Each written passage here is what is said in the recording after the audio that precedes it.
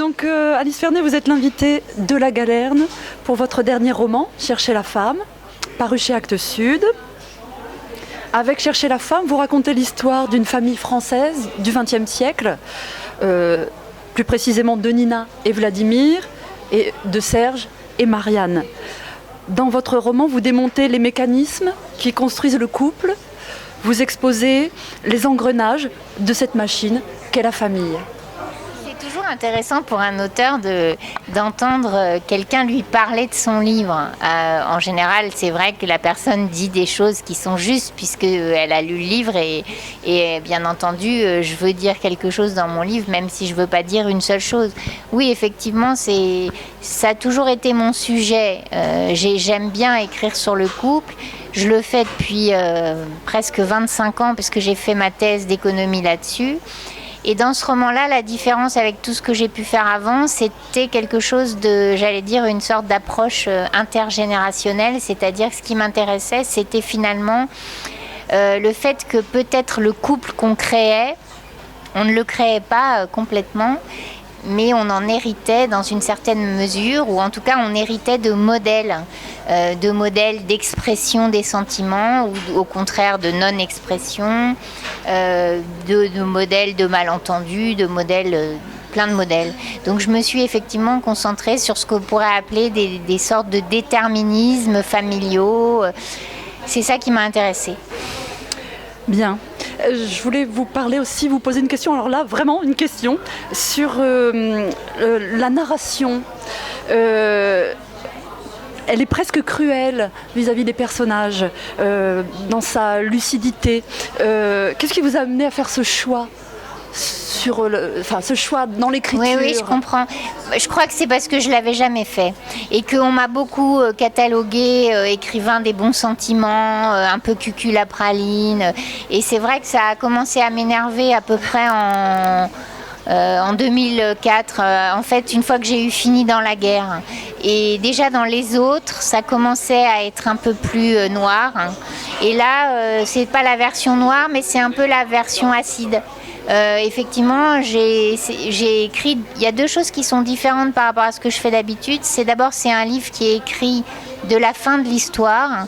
Donc, on peut du coup naviguer dans le temps de façon dans les deux sens, mais surtout dans le sens de ce qu'on appelle le prolepse, c'est-à-dire annoncer au lecteur quelque chose qui va se passer plus tard, mais qui du coup donne au livre une espèce de fait du livre comme une machine fatidique, une machine infernale dans laquelle on sait que ça va mal se finir et on voit les personnages marcher vers leur destin. Donc ça, je trouve ça un peu dostoïevskien, ça me plaisait. Et puis effectivement, j'essaye quand même de faire des choses que j'ai jamais faites avant. Et donc, en effet, le côté un peu caustique, je me suis beaucoup amusée en écrivant le livre. J'avais envie d'écrire un livre qui était drôle. Et c'est vrai qu'une manière d'être drôle, c'est de se moquer un peu de personnages qu'on a créés avec des travers. Et franchement, ça m'a plu de faire ça. Et c'est plaisant à lire. Bon, tant mieux. Il y a beaucoup d'humour, du coup, avec ce décalage. Oui, parce qu'en même temps, je trouve que c'est un livre assez doux et amer, enfin, et drôle et amer, quoi. Parce que c'est quand même aussi beaucoup d'histoires d'échecs. Parce que le sens profond du livre, c'est justement de dire à quel point réussir son union amoureuse, c'est délicat et difficile. Et donc, il y a beaucoup de choses qui sont tristes dans le livre. Votre roman est constitué de plusieurs strates. Il y a l'histoire des personnages, l'histoire du couple, l'évolution de la place des femmes aussi dans ce couple. Je cite l'évolution de la domesticité féminine. Et pour ça, vous servez d'objets, des objets très quotidiens. D'abord pour nous faire avancer dans le temps, mais aussi pour parler de ces femmes-là. Je pense au livre de Ginette Mathieu, par exemple. Oui, c'est vrai. Au sèche-linge, tout ce qui... Oui. C'est vrai que pour moi, c'était très intéressant. Et c'était pas au départ, j'avais pas pensé à ça, mais par le fait même du déroulement temporel, finalement, je décris deux couples un couple des années 60 et un couple des années 90. Et tout d'un coup, ça m'a amusée, surtout que c'est vraiment le cœur des travaux que j'ai fait en économie, de réfléchir à l'évolution des organisations et finalement les problèmes qu'ont les femmes dans le couple qu'on appelait conjugal, dans l'organisation conjugale où la femme est à la maison, et au contraire dans le couple à double apporteur où la femme travaille. Et chacune a des problèmes qui ne sont pas les mêmes. Il y en a une qui s'ennuie et l'autre qui va finir par être vue comme une concurrente par son mari. Il y a aussi une évolution dans les termes de l'analyse, de la psychanalyse dans votre livre. Est-ce que c'était important pour vous de montrer aussi cette évolution, de partir sur l'analyse ? Oui, en fait, ça vient surtout du fait que l'idée des deux générations et l'idée qu'on hérite de modèles et qu'on est moins libre que ce qu'on croit dans ses choix et dans ses comportements amoureux m'était venue de la lecture de John Bowlby, qui est un psychanalyste anglais qui a écrit sur l'attachement.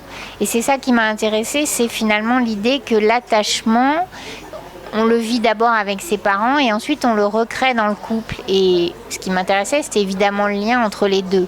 Donc de toute façon, la démarche du livre, elle est très très psychanalytique. Évidemment, puisqu'elle consiste justement à explorer les choses dont les personnages n'ont pas conscience, ce qui les anime par devers eux finalement. Donc oui, je reconnais complètement la source psychanalytique du livre. Quel auteur voudriez-vous nous faire connaître ou quel livre souhaitez-vous partager avec nous, Alice Fernet ?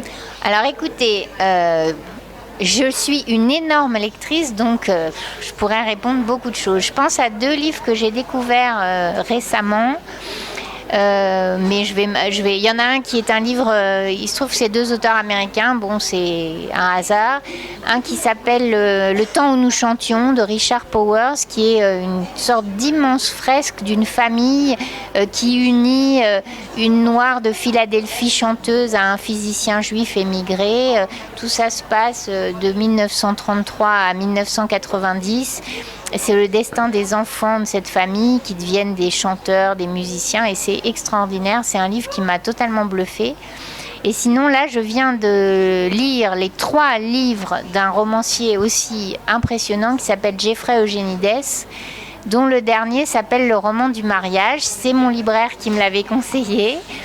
Et ça m'a impressionnée par une incroyable complexité de la narration qui circule dans le temps, qui avance, qui recule, mais pas au même point où on en était. Enfin, c'est très bluffant. Et ensuite, comme j'ai été impressionnée par le livre, j'ai lu son précédent qui s'appelle Middlesex, qui est l'histoire d'un hermaphrodite. Et ensuite, son premier roman qui était Virgin Suicide, qui a été porté au cinéma par Sofia Coppola. Et c'est un auteur extraordinaire. Voilà. Merci beaucoup.